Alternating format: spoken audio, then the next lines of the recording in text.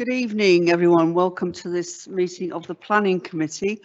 Before we start the agenda, I just need to read out the usual about what's happening with the recording and so on. I would like to welcome you to the meeting, which councillors are required to attend in person. A number of planning officers are joining us remotely via Microsoft Teams. Please note that the meeting is being filmed for a live stream available on the council's website, and a recording will be available after the meeting. There is no public speaking at tonight's meeting. Thank you. So are we okay to agree the minutes of the last meeting? I wasn't here because I had already COVID, but for those of you who were here, thank you. Declarations of interest, are there any? Thank you. No, we have no questions tonight from either the public or members. And that takes us on to potential site visits on page 13. Thank you, Chair.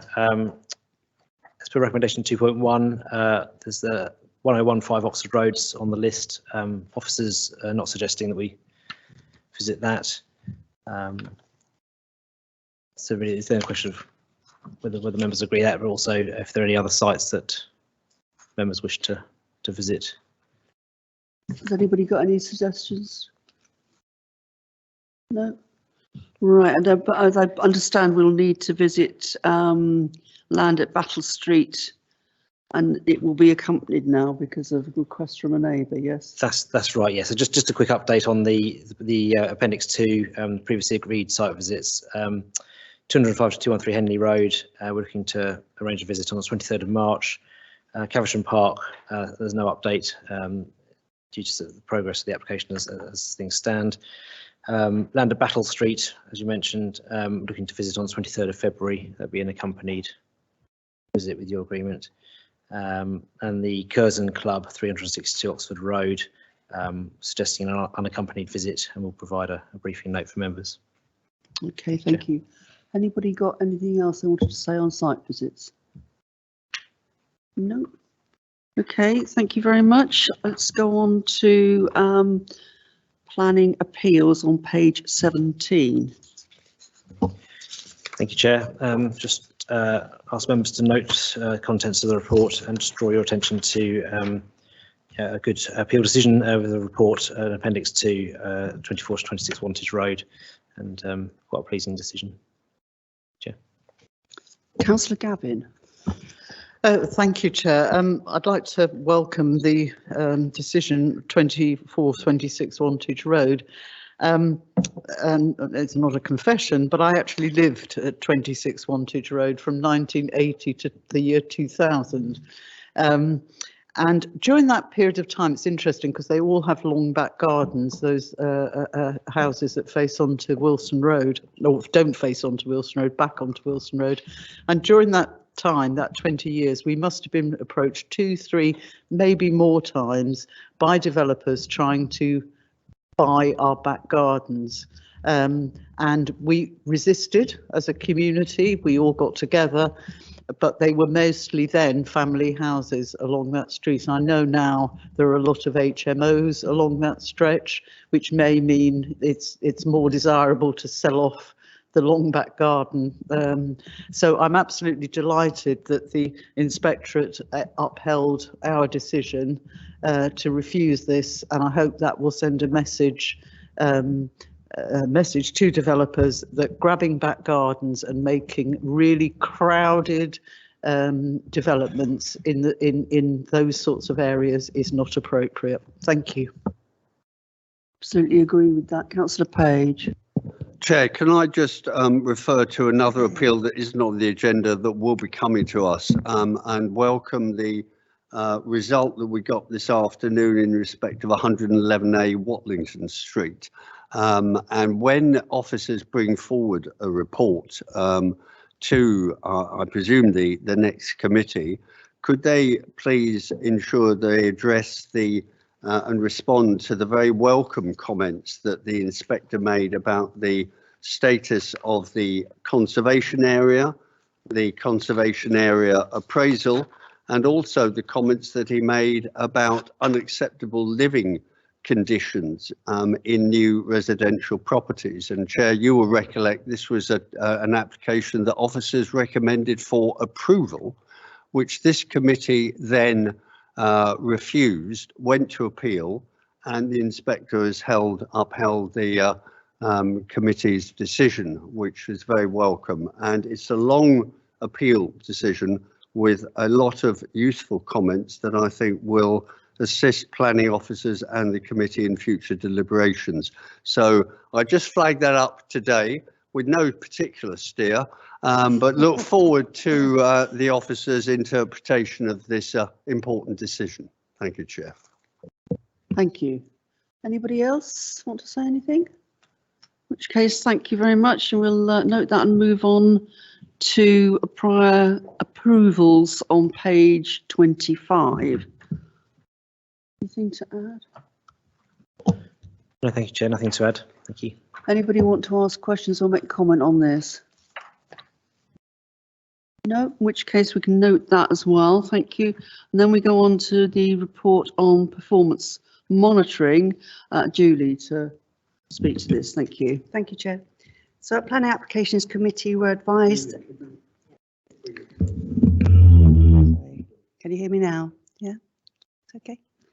So Planning Applications Committee were advised at the end of Q2, that was September, that staff shortages and organisational changes were impacting on the performance of the team, but that the new team structures and as fresh procedures was expected to improve the situation. So I'm very pleased to say that I can now present this report to you, which does show an improvement on the last quarter. Performance on speed of issuing planning decisions in comparison with the national requirements is given on table 1. And this shows our performance on majors remains acceptable, while for minors and other applications, performance has improved. The quality of decisions is measured by the government on the number of appeal decisions we have that are overturned at appeal. So that's measured as a proportion of all of the decisions, not just appeal decisions. So table 4 on the report provides our performance on appeals. And over the past 3 quarters, we have had 9 appeals allowed, representing 37.5% of all appeal decisions. But as a percentage of all of the 572 planning decisions issued, this gives an acceptable 1.6%. So it is well below the threshold of 10%. Moving on through the report, there's also a section on building control, and I can confirm that this team is served by 3 permanently employed technical support officers and 4 agency surveyors. And I'm very pleased to be able to report that we will be having a new permanent building control surveyor joining us next Monday, the 6th of February. So, and he will be a full-time member of staff, so that will give us a bit of stability that we've been lacking for some time, albeit the agency staff are doing really well, and we've got a good team working there, and also good review of our procedures in that team as well. So again, our figures are improving in the work we're doing in the building control team. So thank you. Thank you. Councillor Lang, you were going to speak. Yep, I'd just like to pat enforcement on the back for the improvement. As a council, we've made investment in enforcement. You know, this is we've just started sort of like the project, so to speak. And no, it's good to see improvement. You know, I'll also reference that if we go back to item 6, prior approvals, 10.1, page 26. Prior approvals since they were tweaked in 2013 has cost us circa £1.8 million in income. So I think that's relevant to costs, really. Okay, thank you, Chair. Okay, thank you, Councillor Williams. Thank you very much, Chair.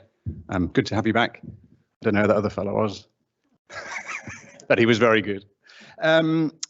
I'd also, I'd also like to thank officers. Improvement is noted and very welcome and must represent a lot of hard work. But I wanted, if I can, mention enforcement as well as Councillor Lang. If I'm reading this right, we have 550 open enforcement cases with 88 closed so far this year. So let's say we're closing 110 a year at the present rate. That's a 5-year backlog. That's a 5-year backlog only if no new open cases ever come in. And these are really important. These are vital cases, some of these, to residents. And I don't see what's going on to address that in detail. It'd be great to hear from the lead member for planning, perhaps, if he wants to, but from officers, I can see that there are plans for improvement. I can't see any plan in the information we're given to address a 5-year backlog in enforcement cases and what the plan is and what's being done. Thank you. Yeah, thank you, Chair. Well, in terms of improvement, we've starting a new planning enforcement team in terms of public protection team. So the planning enforcement staff are moving into that team. So there's more resource there for them to apply the appropriate powers in the right situation. I should say that some of those cases, an awful lot of those cases certainly during the pandemic and the following year, where we were trying to manage the planning enforcement team with just 2 people, we concentrated on dealing with new applications coming in and not necessarily going back and closing some of the cases. And what we're finding, in fact, when you're looking back at some of these cases, they still stay on our books, but in fact, either the situation has resolved itself or that, you know, the types of inquiries we get, they range from the very serious to neighbourhood disputes that they're trying to get us to solve for them, to be honest. And so that we have an enforcement plan that prioritises how we deal with enforcement matters. So, you know, the obvious ones get that priority, and we do react very swiftly. An example is the one on St Mary's Butts, where it was spotted just before Christmas. Steve went out the day we spotted it and intervened, and you know, the shutters are off. And where we have to move fast, we can move fast, but there's some cases that, although they stay open and they need a bit of a slower investigation, you know, that's how we sort of deal with it, I suppose. What I can say, though, is that we now have regular meetings with other colleagues. In fact, it happens every Wednesday, so Steve's been in that meeting today, and they discuss all the different cases, and they're working through the backlog and working through closing off cases, to be honest, that are so sort of, we've had no further complaints, etc. The problem's gone away, or it's resolved itself, or whatever it might be. So that's often the situation. Thank you, Chair.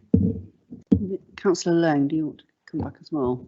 Yeah, thank you, Chair. I'm wary about having a debate on this because this is a report that's come to pack the Planning Applications Committee.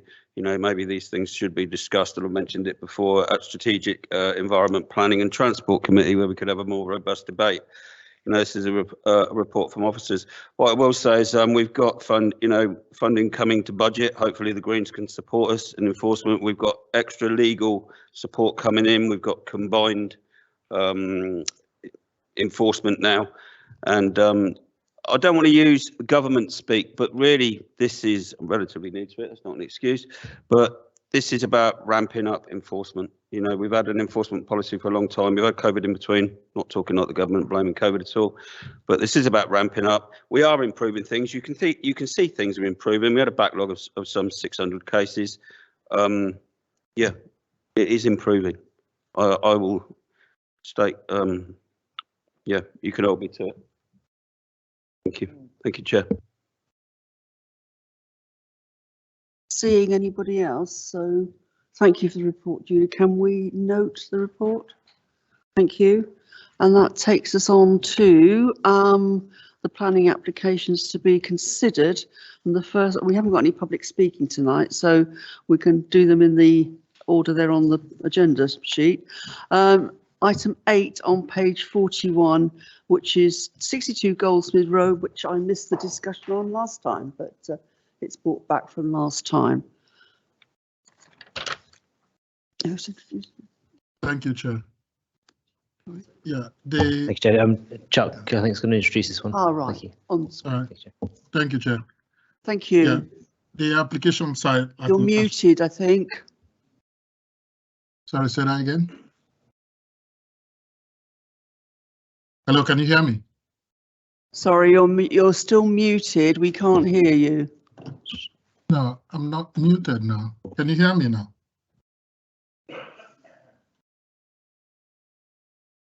Hello? Shall I do it? Yeah. Chair, Yes, just a brief introduction.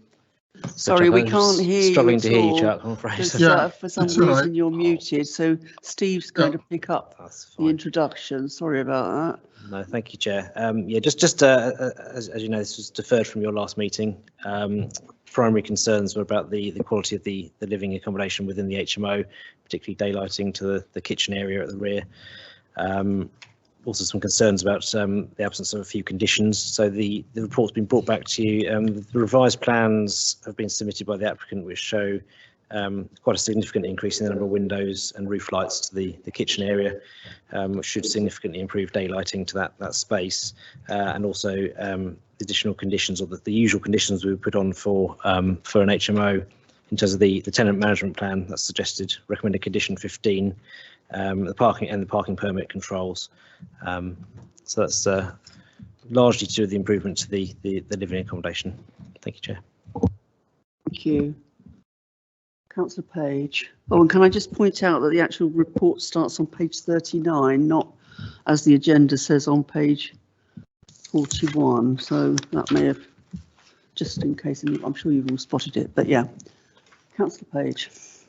Yes, Chair, as one of the members who expressed concern about the application when it came to us last time round, I welcome the amended plans that have been submitted, which I think make the kitchen area and that ground floor area altogether much more acceptable. And we're told an additional roof light over the kitchen, an additional external window, as well as a double leaf glass door in the wall between the kitchen and the communal area. So I think that achieves the sort of improvements that I think the committee were looking for, and I would support the proposal to approve the application now as amended. Thank you. Anybody else wish to speak? No? So can I see all those in favour of the recommendation? That is unanimous. Thank you very much. Which takes us on to the Sown Point, which is also coming back from last time. And I think, Matt, you're going to introduce this. Thank you. Thank you, Chair. This is item 9 on page 67 of the agenda reports pack. There's also an update on page 5 of the update pack. Members of the committee will recall that this item was deferred from the January committee meeting for clarification on a number of detailed matters. Further information with regard to these points is set out in the main agenda and the update reports. Notably, at the previous committee meeting, there was some discussion around the selection of materials for the marketplace facade of the proposed development. In this respect, there are 4 different options for brickwork combinations before the committee for consideration tonight, which are shown at the end of the main agenda report and on the slides behind me. As set out within the main agenda report, officers are recommending that option 3 of the brickwork combinations is approved. You will also see that the agent has brought some indicative material samples for the development to the committee this evening. It should be reiterated that these are indicative samples to provide a flavour of the materials that may be used if the development is given planning permission. But at this stage, the exact specifications are yet to be finalised. As set out in the officer reports, detailed material samples and specifications are proposed to be secured by way of the recommended conditions, and this includes these being presented at the site for review. Subject to confirmation from the committee of a materials option for the marketplace facade, the officer recommendation remains to grant full planning permission as per the suggested 106 obligations and the conditions that are included in both the January and the February reports. Thank you, Chair. Thank you. There's been a lot of work gone on since the last committee. Comments? Karen, sorry, Councillor Rowland. Thank you, Chair, and thank you to the officer, and certainly thank you to the developers, I think, for looking to address the myriad of concerns that we had that kind of came to accumulate the fact that we needed to bring this back. So I thank I thank them really for probably listening many times to that committee over and over to make sure that all the points were addressed. And I think that they were very well. I think the officer laid it out very well also in the report, so that we're crystal clear as to what's going on downstairs. For myself, also crystal clear about where the rubbish is laid out. I take on board and welcome the fact that that there's created a different bulky waste area, that there are additional kind of layouts, and that the refuse stance, which is where the collection area would be, is really laid out for us, and shows quite a bit of area indeed that can be laid out for rubbish collection. So I'm really pleased with that. Also, the additional cycle provision too, I really welcome. The one thing, and I might want to ask officers about, or the officer on this, there is mention throughout this about a chute, which I didn't think it wasn't certainly clear to me last time about chutes from upper floors. So maybe if you could provide a little bit of clarity to the public for that. And finally, just in section 1.7, just to clarity, I certainly welcome the food waste provision area there, but would want to know indeed whether that food waste would be handled privately or more appropriately through the Reading Borough Council Food Waste Services, because God knows we try very hard. We're very proud of our food waste collection, and that goes to an anaerobic digestion system up north of us, and provides a lot of good offsetting of all of, and making our food recycling work for us. So just a little bit of clarity on that. I realize that all of this will be conditioned for later working through, but those are the main points that I wanted to raise, and I assume that others, one other thing, I just do want to draw attention to the fact that that refuse stance is inside, that it looks like all of the refuse is going to be taken care of and collected from the inside and all that. So that's really welcome, and especially when we've got a large development like that, that on the front or the back of the street, we've not got extra bins hanging out, which have caused us problems in the town center. So beyond that, I'm sure others will probably want to weigh in on other aspects of this, and I am very happy with the comeback on this. So thank you, Chair. Councillor Page, were you indicating? Oh, Councillor Williams. Thank you, Chair. Just briefly, I'm glad to see this information in the report. I was a bit worried that last time some members had maybe read the wrong plans, and so this clarification really helps. I guess all I really wanted to say was that I'm happy with officer's recommendation on option 3, which we have on the screen, which is also the one I would have gone for. So thank you to officers for that. You, Councillor Page. Yeah, sorry, Chair, you caught me on the hop. I thought you had waved. Never mind. Just picking up where Councillor Williams left off, I too favour option 3, and for the reasons that are set out in the officer assessment. But notwithstanding that, I think given the importance of this location and the importance of seeing quality materials delivering the improvements, I think we should still condition, and I would propose that we condition an on-site viewing of panels. And I think it's tucked away somewhere, either in the update or in one of the reports, both Station Hill and Thames Tower we approached in a similar way. And I remember large panels, particularly in respect of Thames Tower, where some of us were very sceptical about the quality of the terracotta cladding. We saw that on site, slabs of it, and were impressed. And we have subsequently all been impressed with the quality of that building, and we hope to see a similar quality delivered here in Marketplace. But I think we need to hold the developers' feet to the fire on the issue of quality, because quite often the way pictures can be made to look, it doesn't necessarily translate to what it looks like on site. And with respect to, I see we've got some stuff on the table here which we're not being asked to approve, but a handful of bricks on the table aren't quite the same thing as we're talking about. We're talking about a floor to ceiling paneling where we can actually see slabs of the proposed materials. So I would propose that as one of the conditions in taking this forward.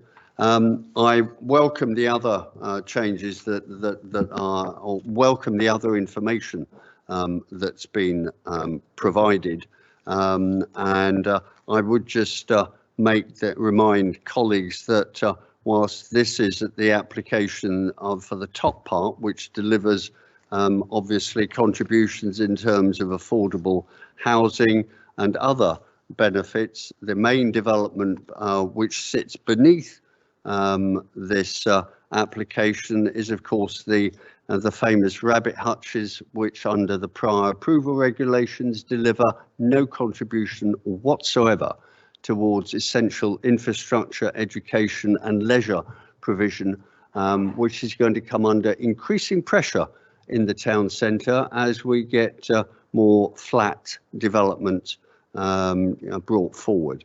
But in terms of the information that's being brought back, I welcome the information and the detail, and subject to that amendment about the materials, which may already be covered. I'm not too sure whether that was the intention of officers, but hopefully that's been made clear. Thank you, Chair. Thank you. Councillor Hornsby-Smith, you were next. Yeah, just a couple of brief comments, Chair, if I may. I welcome also some of the information that's come back, particularly in 1.15, where it talks about the contribution that the photovoltaic cells will make on the roof. That's useful. I don't think it's fantastic, but it is certainly a contribution, and that's welcome. And also the wiring for the extra parking places, so that they can add in future-proofed electric charging points along there. So I think that's very welcome, and I know that the applicant has gone beyond the requirements of policy TR5 in order to deliver that, and I welcome that. Thank you, Councillor Lang.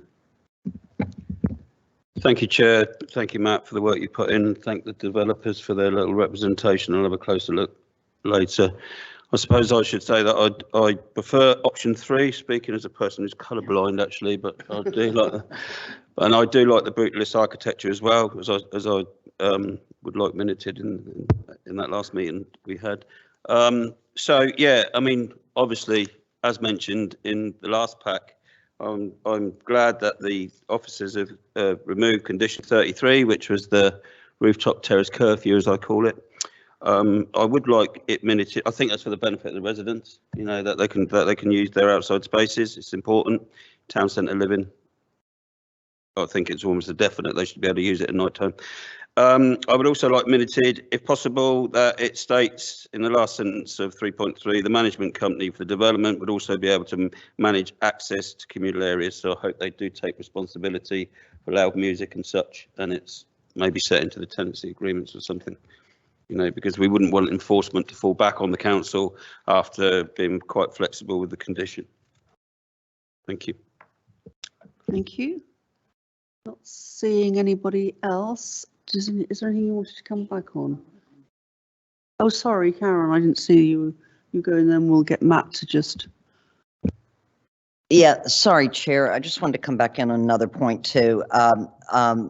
Colleagues had not mentioned also the much clearer fire escape routes that were also laid out very clearly for us too, which I think is to be commended. My option also, number 3, just to get that on record. My question, though, back to the officer, if he would, is I can see what we've got over there are slips, and they're not full bricks. And I know that we'll have materials coming back at a later time, but you know, that's a huge difference. Slips can lead to prefab, kind of like flown in kind of facades that can actually start cracking and falling off, as they have done opposite this site in Marketplace. So I don't know whether there's any indication, but I would say that given that we're in the middle of a conservation area, I'd like to know a little bit more about whether that is flat out going to be the intention to provide slips, prefab, or whether they were actually looking at actual brickwork here, which in a site that is this prominent and we have the opportunity to do something with, and because of the rabbit hutch environment and everything there, I'd like to see what can possibly be done about that as an additional, give on that. Thank you.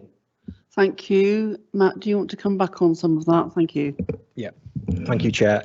So perhaps if I start with the materials. So yes, paragraph 1.21 of the main agenda report to this committee does state that the materials condition will require the samples to be presented on site until they have been approved. So they will be available to view at the site.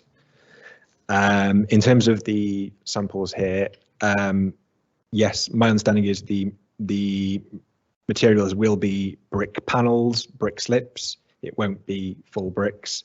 And I understand that is because the nature of the construction and that we are cladding an existing building here. So I think there is issues to do with weight, etc. So that is why that approach has been chosen. And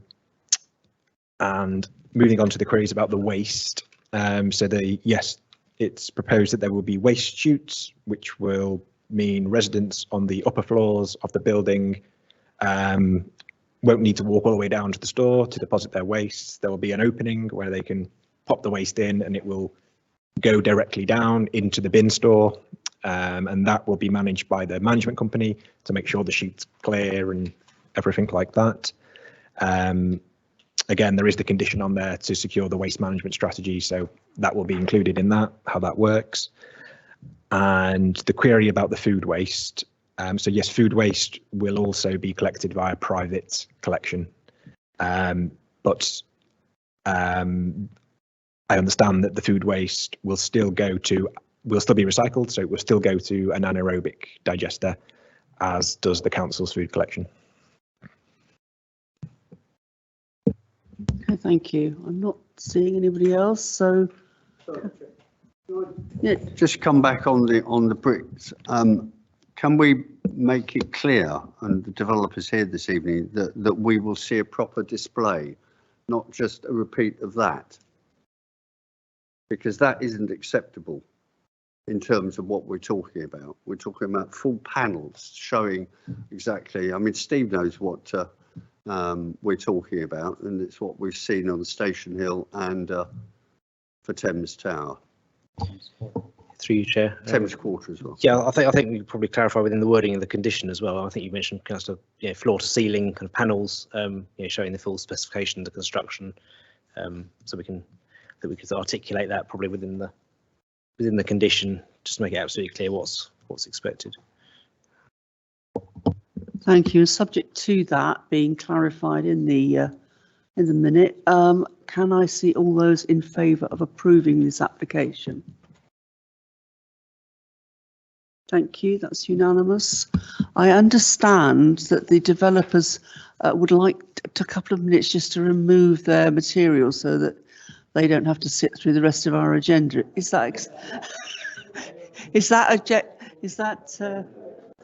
acceptable? No, if anybody wants to have a quick look before it's, then do that.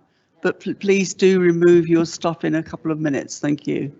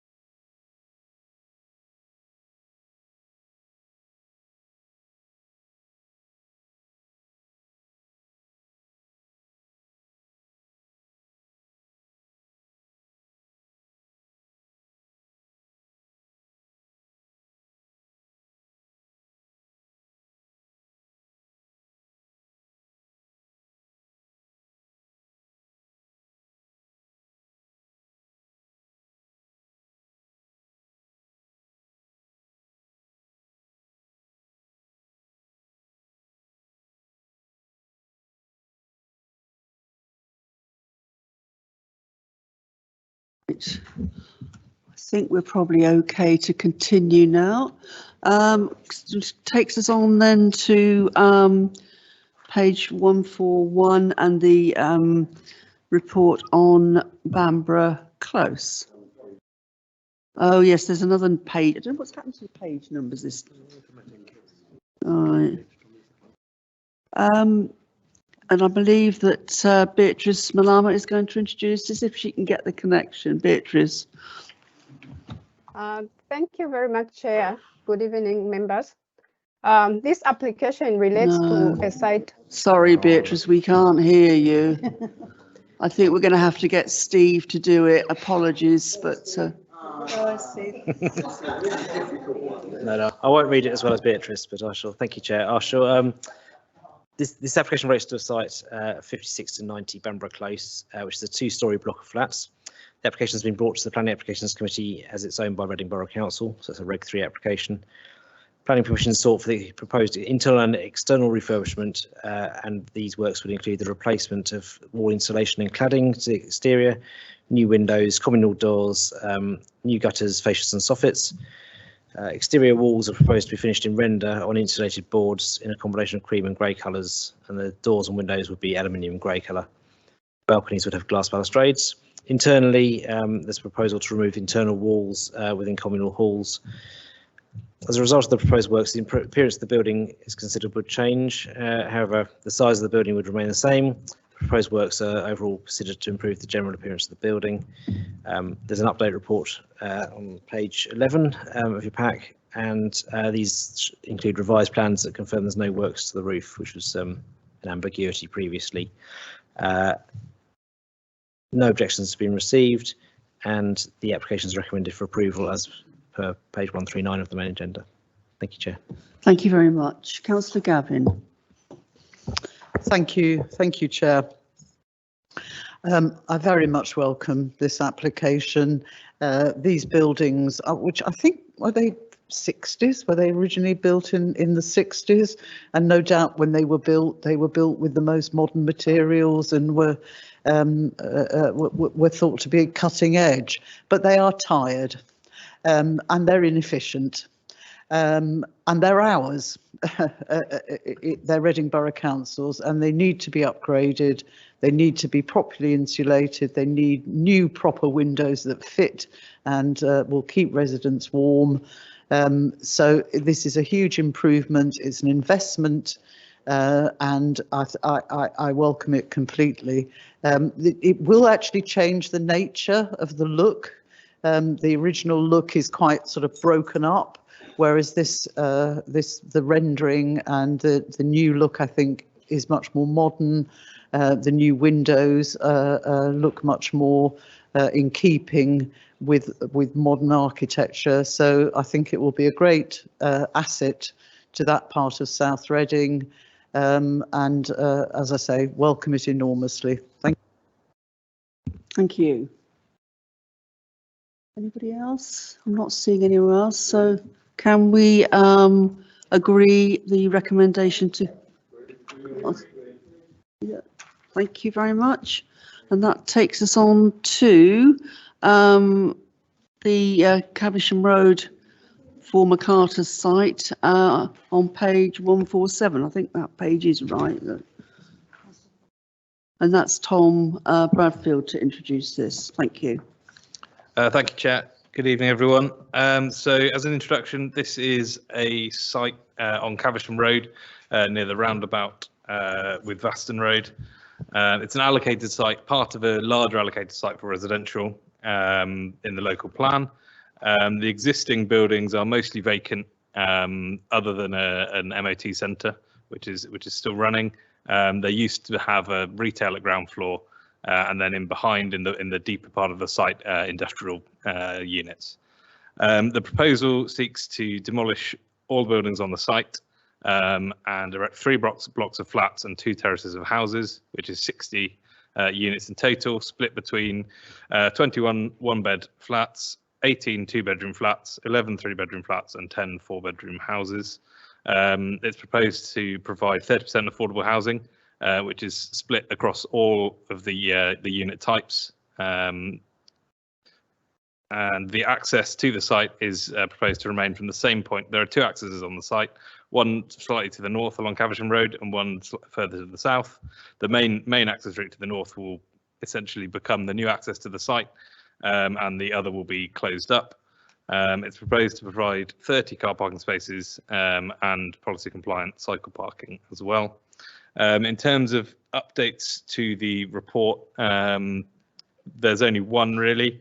It's we hadn't confirmed the open space contribution until this week, so that would be £126,000 financial contribution towards open space, and I think that's everything beyond what's in the report. Oh, the employment figure, sorry, yeah, I have that here too. That's 14,855. Sorry, Chair. That's the employment and skills plan, yeah? Yes, yes. Yeah, sorry, yeah.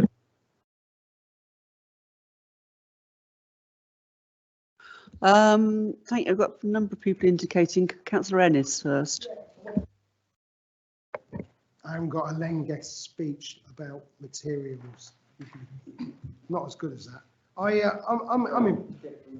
Oh, sorry. I thought I was taller than I was. I think it's a good. I think it was a good development. It's a good development, and the proposals with the particularly affordable. I think it's well laid out. I think in a brownfield site, it's the sort of thing we want to do. I am easily pleased. I'm not as sophisticated as some of my colleagues, but I think it's exactly what we want to be doing on a site like this. But I think what's most impressive is the affordable housing. Is that we have sometimes to sit with developers. I know you're there and welcome.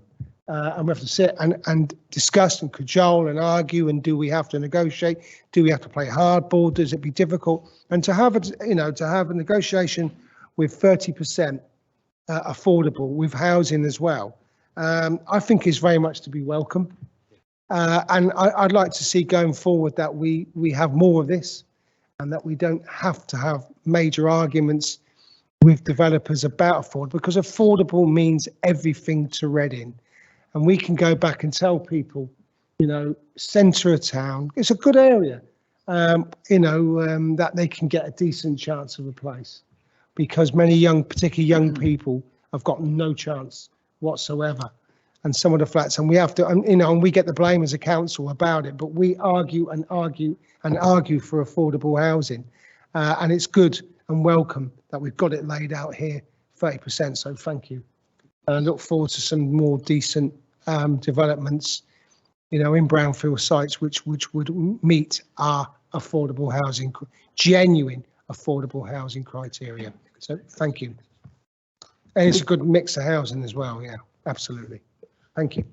Thank you. I've got Councillor Yeo next. Thank you, Chair. Yeah, I know this area pretty well. I welcome what looks to me like quite an interesting development.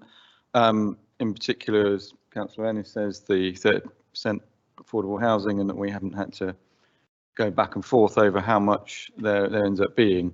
I've got one comment or question, because I've got one concern, and that's because I walk along this road 2 or 3 times a week, and I have done probably for the last 30 years or so.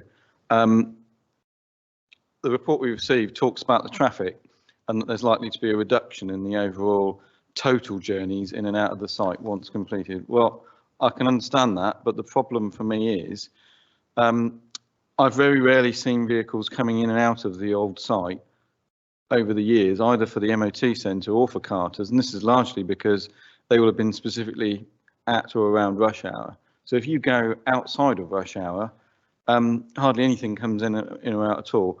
And what then happens to Caversham Road is cars, as soon as there's no traffic, they speed. They go as fast as they can along Caversham Road.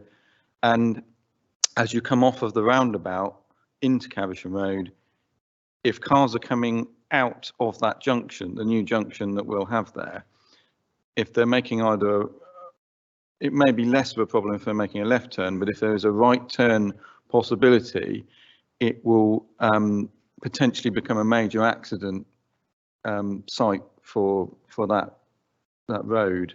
So I think that I'd like to know more about. It's not clear whether there's a right turn access to me from the description. If there is, we really don't think it's a particularly good idea.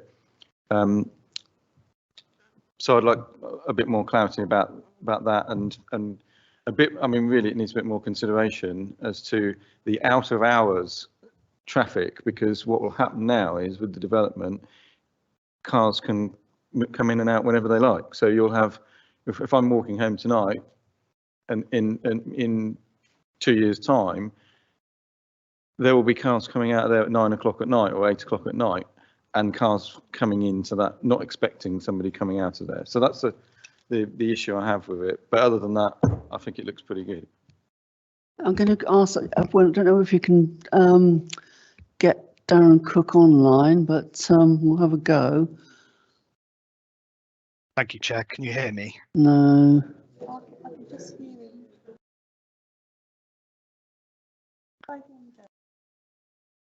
I have given my text to Julie, if you can hear me.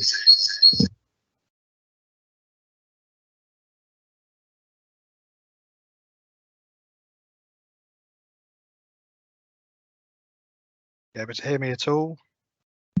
Sorry, Chair. So we are anticipating this. We asked Darren to send us a comment on the transport matter specifically. So Steve's now going to read it out because we've got it on now.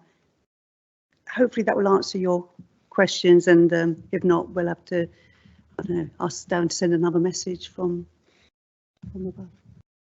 Thank you. Over to you. Thank you, Chair. Yeah, just this, I'll read it out verbatim, just so I don't say anything wrong. This is Darren Cook, Transport Development Control Manager. His comments: the assessment undertaken by the applicant has established that the proposed development will result in a reduction in vehicle movements during each of the peak hours and a significant reduction in daily vehicle trips. This would also equate to a reduction in commercial vehicles travelling to and from the site, which is likely to be of more risk in relation to collisions. Accident data has also been assessed by the applicant, and this has established that there have been no recorded accidents at the access for a 5-year period, and officers have reviewed this further and checked a 10-year period, and again found no reported accidents.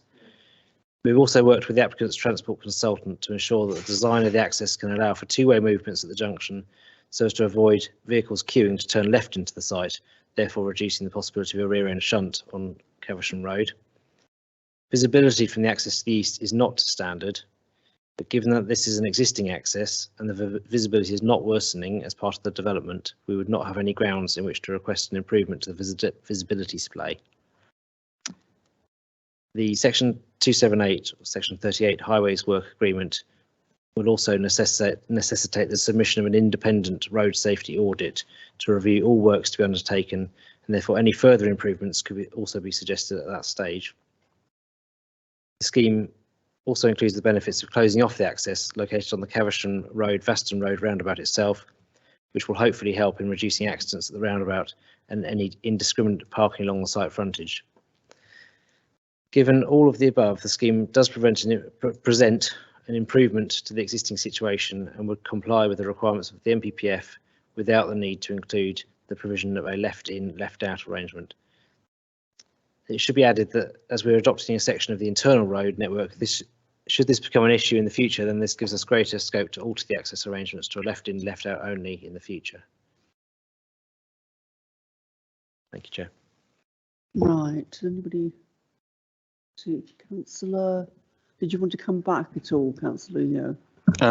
Not really, because I can see that we would end up dealing with it at the Traffic Management Committee instead. Absolutely. Okay, Councillor Moore, I think you were indicating then. Thank you, Chair.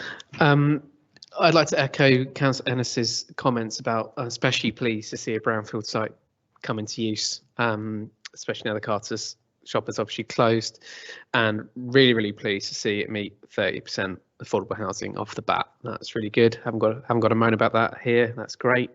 I also share Councillor Yo's concerns about the traffic. I used to live on Swansea Road, and coming right out of Swansea Road was always problematic. You had to wait until someone used the pedestrian crossing before you could actually turn right out of Swansea Road. So I do have concerns about that as well. Thank you. Councillor Williams. Thank you, Chair.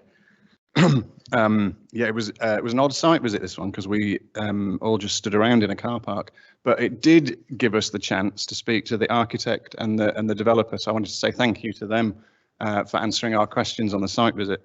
The scheme has much to like, as colleagues have said, 30% affordable housing and a range of new family homes. In the report details quite a range of objections from local residents, ward councillors, even the MP. I think they've in the main been addressed by the scheme and in the report. I've got a few questions, I guess. CC7, which is design and the public realm, and I've just lost the image. I was looking at the final CGI image in the report, and the tall buildings to left and right seem to really dominate and create that kind of mini canyon effect, which is something we want to avoid. But I think now, having got here, that it's the wrong image, because it is not that one that's on the screen in our report. I just wanted to check with officers. Yeah, you are correct. Yeah. Okay, so the image we see on the screen is it's not considerably wider, but it is wider enough, I think, to make me happier with that view. We can see 3.5 houses at the bottom. The one in our report, we can only see 3. So that's good. Thank you for that. CC3, which is adaptation to climate change. One of the things we could see in such a scheme would be green open cell paving for the parking, for example, especially the large parking area, but potentially all 3, but we don't see that. And I wanted to ask, what is on the roof of the L-shaped block C? So I think we're going to have PV, and I think potentially air source heat pumps, but is there remaining space for a blue or brown or green roof, which would then comply with CC3, or is the entire roof taken up with PV and whatever other plant is up there? So that's one of my questions, along with the CGI image. And then my third question was CC4, which is decentralized energy. That talks about air source or ground source heat pumps considered in the first instance. So I think I'm right in saying that the L-shaped central block will have air source heat pumps, but the houses around the perimeter will not. I can't see a reason why they won't. I wondered if officers know the reason why they're not going to be provided with air source heat pumps, which would then comply with CC4. Was that my 3 questions? Yes, I think it was. Thank you, Chair. Do you want to come back on that now, or let's? Yeah, that would be good while it's fresh in the mind. I'll take them in turn. So in terms of the materials for parking, and I think we discussed that when we were on the site visit as well. One of the conditions is for hard and soft landscaping materials. So we could discuss that with the applicant at that point and try to secure some kind of more green material for the parking areas. So that's certainly something that could be covered by that condition. Thank you. In terms of the central block, which is block C, I think, the L-shaped building, the roof of that, I believe it is majority solar panels, PVs panels. I'm not sure whether there is space for green roof. There might be, but it might be something that I'm looking over towards the applicants to see if they are open to that idea. There is nodding from over there, so I think it's something that we could certainly look to secure on that roof. Okay. If there is space. Yeah. And then in terms of the air source heat pumps, you're correct. Each of the flat blocks have heat pumps. So the central one C, block A and block B. So A, B, C. Right. So all of those are will have that because it makes sense for essentially buildings of that size to make the most of the technology. From what I understand, for houses, it's more difficult to essentially secure that for individual houses in terms of the size of the units you'd need, and the impact that would have on the space available for the families or whoever's living in the houses in terms of the garden space, or if they can be sort of internalised the floor space as well. And I think it's harder to maximise the benefit of having a air source heat pump for individual units, from what I understand. So I think that's why they've not been provided for every house. Thank you. Chair, can I just follow up on that last point? It's not my understanding that in an individual house, I live in a small terrace house, air source heat pumps are marketed for those properties. I know people who have them. They are relatively large, the size of a considerably large suitcase. You need room perhaps in the rear of the property to place that. And if these gardens are particularly small, that would take up some space. But it would also provide that property with economical and environmentally friendly heating for the life of the property. So I'm not convinced immediately that air source heat pumps can't be used in what are essentially terrace properties. It would be interesting to learn more about that and understand why that's the case. I don't know what to do on this application immediately. I'm certainly not going to suggest we refuse on that small basis. But that is an important factor, and I think a more detailed answer would be good. Thank you, Chair. Councillor Rowland, I think you're next. Thank you, Chair. I just wanted to bring in a couple of points that I've thought about this. I wasn't really planning on speaking about this because I do consider it to be overall a good development, but I did want to point out a few things.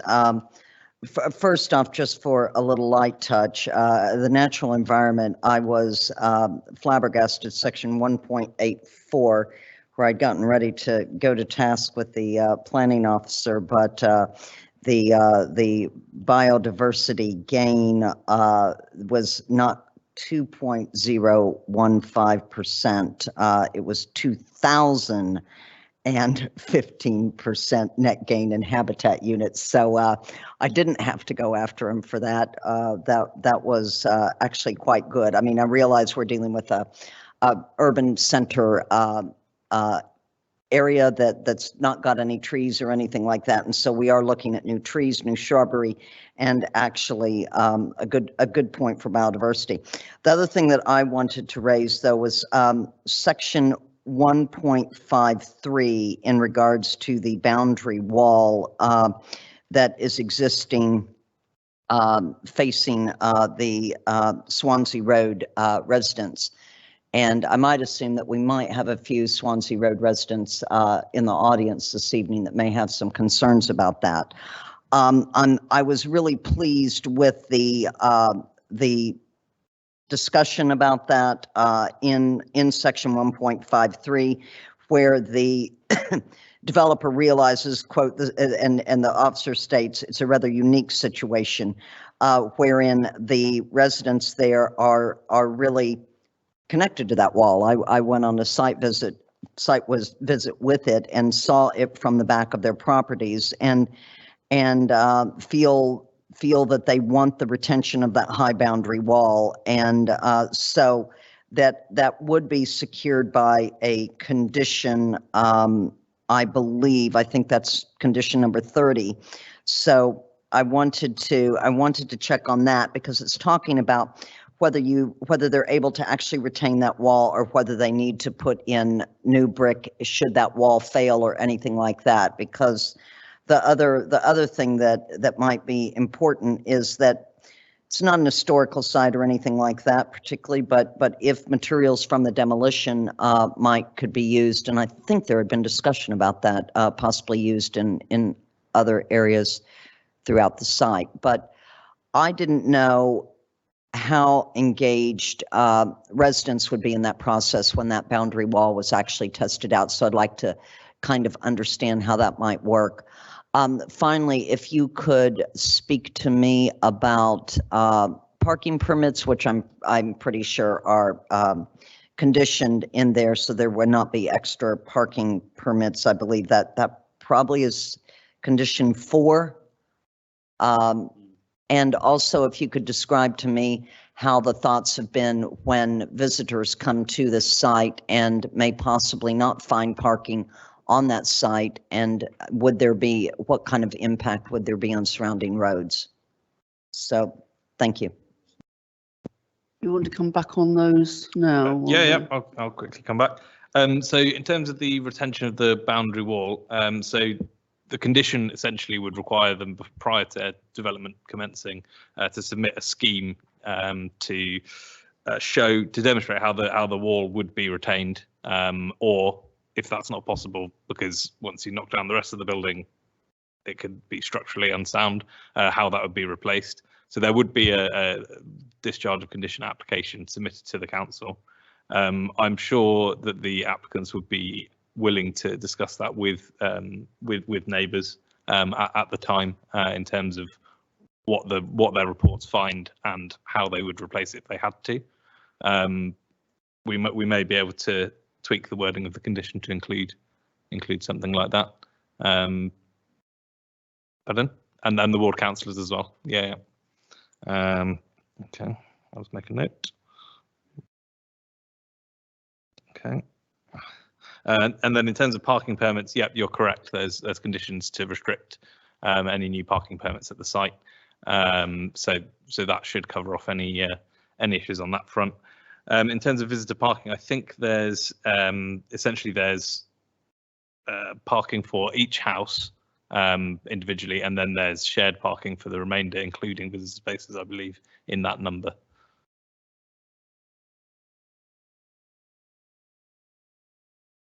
Yeah, as I understood it, there's parking for each house. Then there's 20 additional spots for the flats, which doesn't really spell out to me that there's any visitor parking consideration or anything. I mean, I realize we're in a sustainable travel environment, and obviously residents will encourage their guests, I'm quite sure, to travel by sustainable travel methods. But there are no visitor. I don't believe there are any specified visitor-only parking spaces. Right. I think there are specified ones for the houses, but then the others are essentially for the rest of the development, including, for the residents and for any visitors as well. So, Chair, if I could just come back. So just in terms of residents there that may be old, getting older, need a carer or something like that, that carer, say, for example, would have to be parking out on the street or in the surrounding area or something like that, potentially impacting the rest of the neighborhood, or? Well, if there's not a space within the site, then I suppose they would have to look elsewhere to park.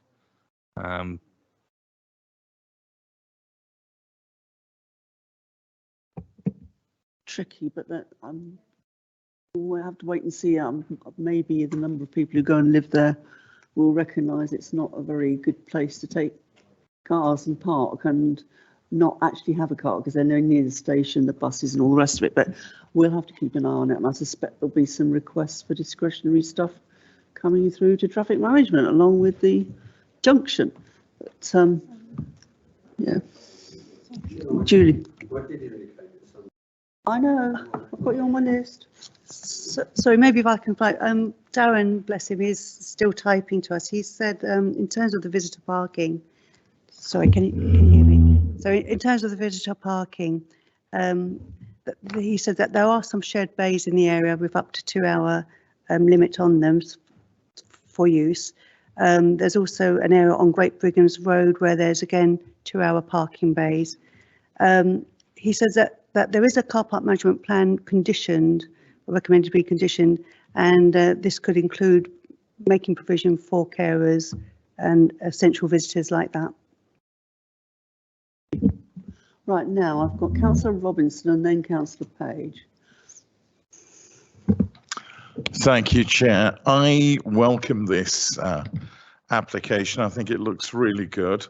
Again, Councillor Rowland, I think, has taken a bit of my thunder because I was going to raise, you know, the issues of parking as well as the boundary wall. But I see that those have both been covered. So I welcome this application. I think it's, you know, it's a good design, a good mix of development. So I'm certainly happy with what I've seen. Thank you, Councillor Page.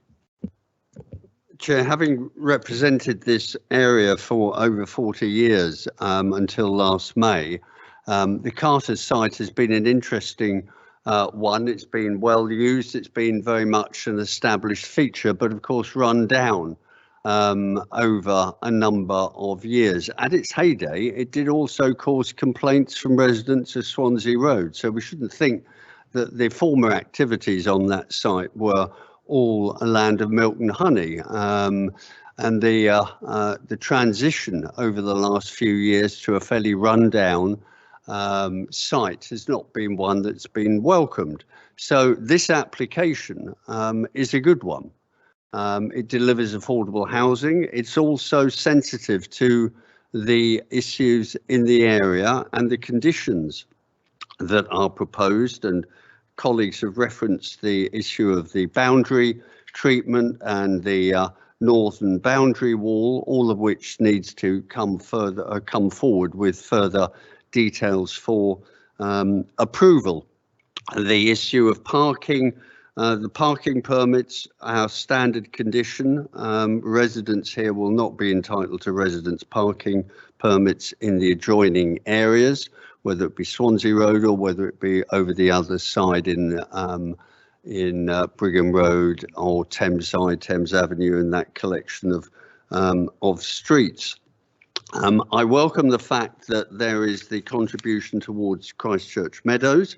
That would not, of course, have been a realistic contribution without this council having delivered the bridge across the Thames, because otherwise that would not have been a very realistic site, but it is easily accessible by using the pedestrian bridge, and it's an appropriate site for that expenditure.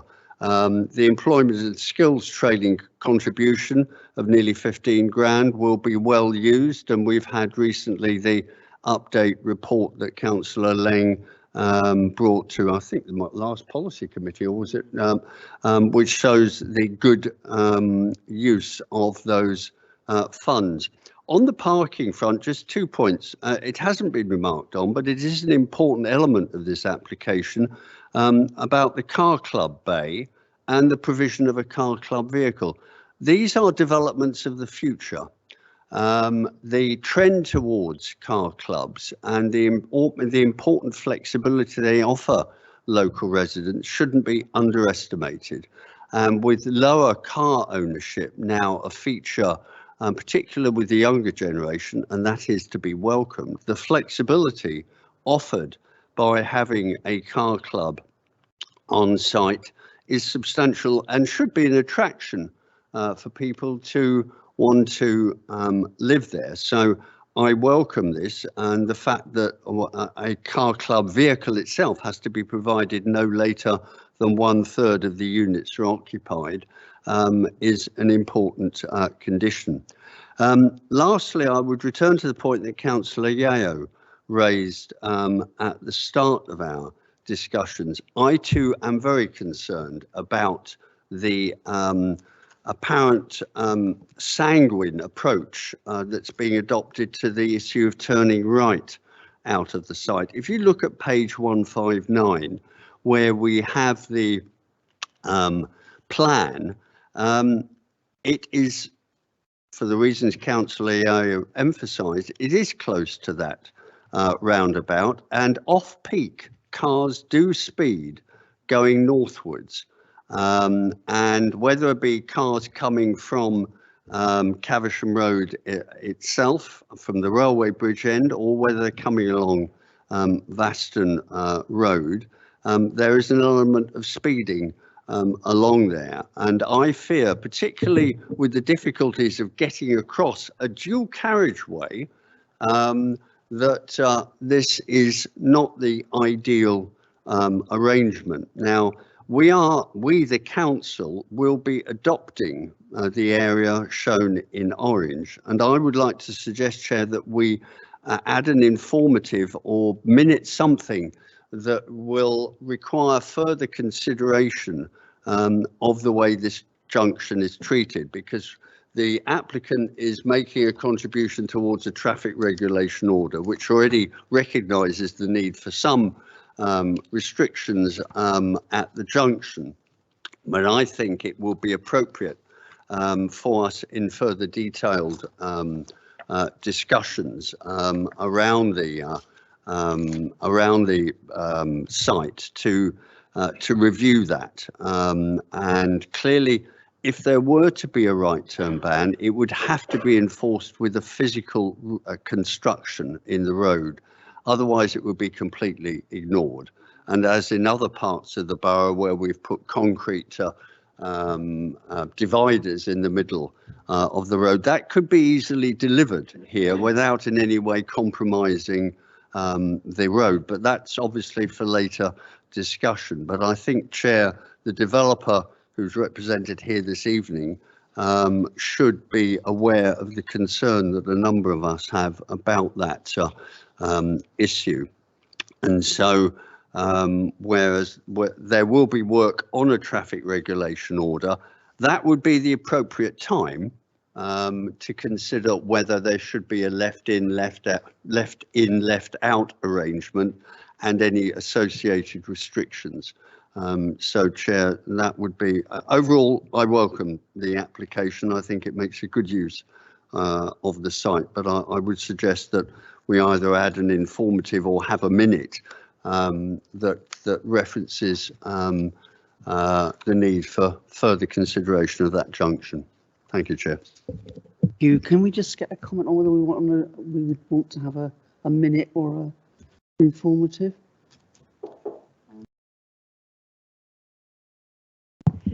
So yes, so we have the condition regarding the traffic management, and also it's in the section 106 agreement for the TRO. So we could include provision there for that to investigate specifically that concern. Yeah, that I think the developer's already agreed to contribution towards the TRO, so we could include that within there in terms of looking into that, whether it's possible.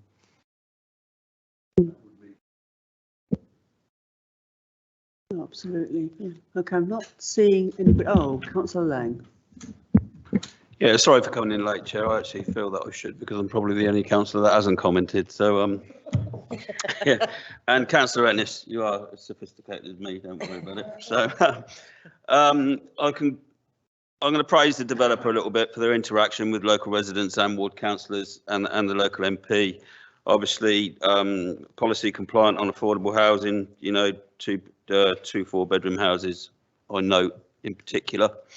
The employment and skills plan, yes, all good. And as Councillor Page said, it came to policy committee 3-4 weeks ago now, wasn't it? Yep.